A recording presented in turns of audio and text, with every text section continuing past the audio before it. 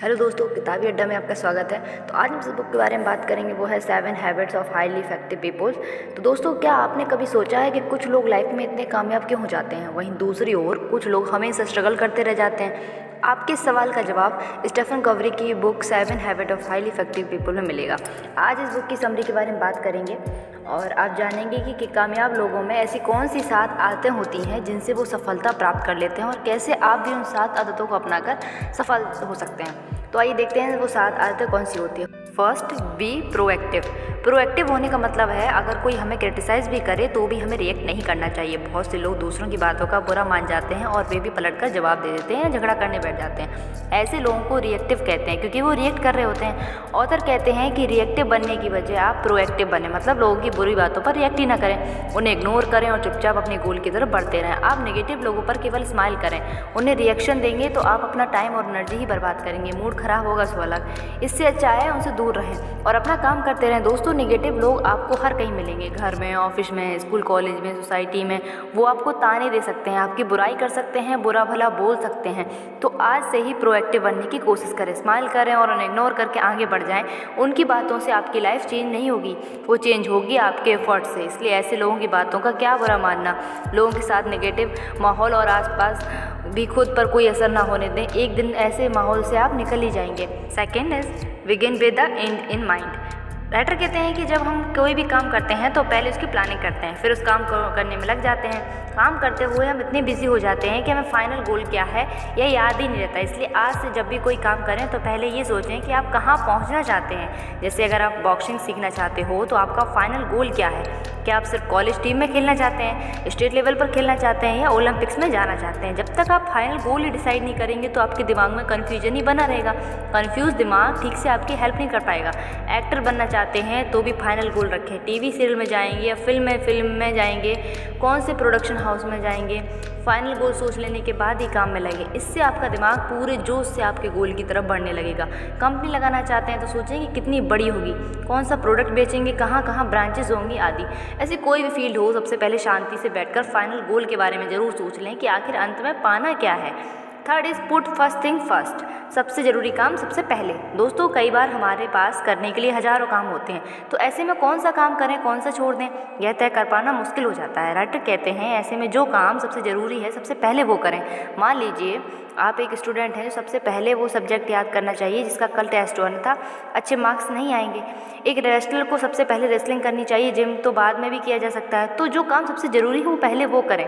Writer बताते हैं कि हमेशा टू डू लिस्ट बनाएं, उस लिस्ट में दिन के सारे काम लिखें, फिर उन कामों पर नंबर लिख लें। तो सबसे पहले करना है उस काम के ऊपर नंबर 1 लिख दें, ऐसे ही हर काम के नंबर दे दें। इस मेथड से आप सुपरफास्ट तरीके से अपना काम कर पाएंगे। आपने सरकारी क्लर्क को तो देखा ही होगा, उनका कोई भी काम टाइम से नहीं हो पाता क्योंकि वो फालतू काम पहले करते हैं और ज़रूरी बाद में। वो कभी भी एफिशिएंट बनने की कोशिश ही नहीं करते और लोगों को क्रिटिसिज्म सुनते रहते हैं। खैर, सब ऐसे नहीं होते, कुछ बेहतरीन काम भी करते हैं और लोग उनकी तारीफ भी करते हैं। Fourth is think win. दोनों पक्षों की जीत को सोचें।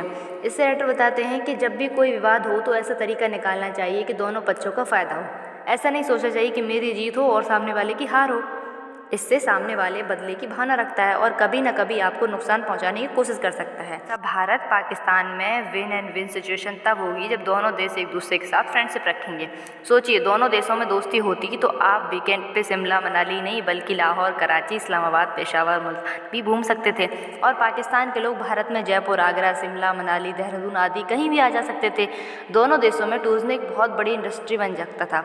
इससे कितने लाखों करोड़ों बेरोजगार युवकों को रोजगार मिल जाता, कला संस्कृति के कितने नए दरवाजे खुल जाते। लेकिन अफसोस कि फिलहाल दोनों देशों में लॉस सिचुएशन चल रही है। युद्ध हमेशा लॉस ही देता है, हारने वाले के साथ साथ जीतने वाले को भी। अगर आपने अपने कलीग्स की हेल्प करेंगे तो भी वो भी कभी ना कभी आपकी हेल्प जरूर करेगा।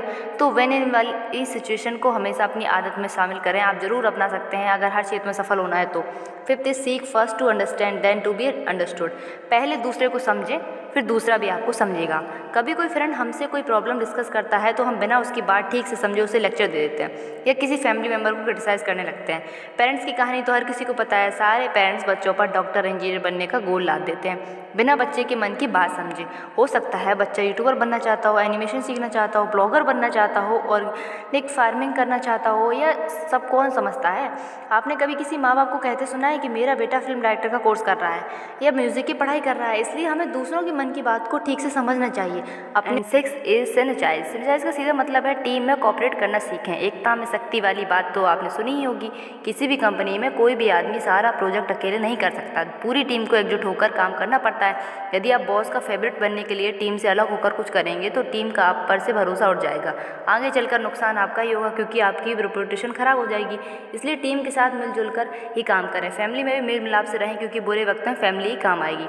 7th is sharpen the saw. हथियार को धार लगाते रहिए। राइटर बताते हैं कि हमें अपनी स्किल्स को इम्प्रूव करते रहना चाहिए, नहीं तो उसमें जंग लग जाएगी और आप सफलता प्राप्त नहीं कर पाएंगे। फिजिकली फिट रहना है तो रेगुलर एक्सरसाइज करिए। सोशल फिट रहना है के लिए समाज सेवा करते रहना चाहिए। स्पिरिचुअलिटी फिट रहने के लिए मेडिटेशन, योग, व्हाट्सएप आदि करते रहना चाहिए।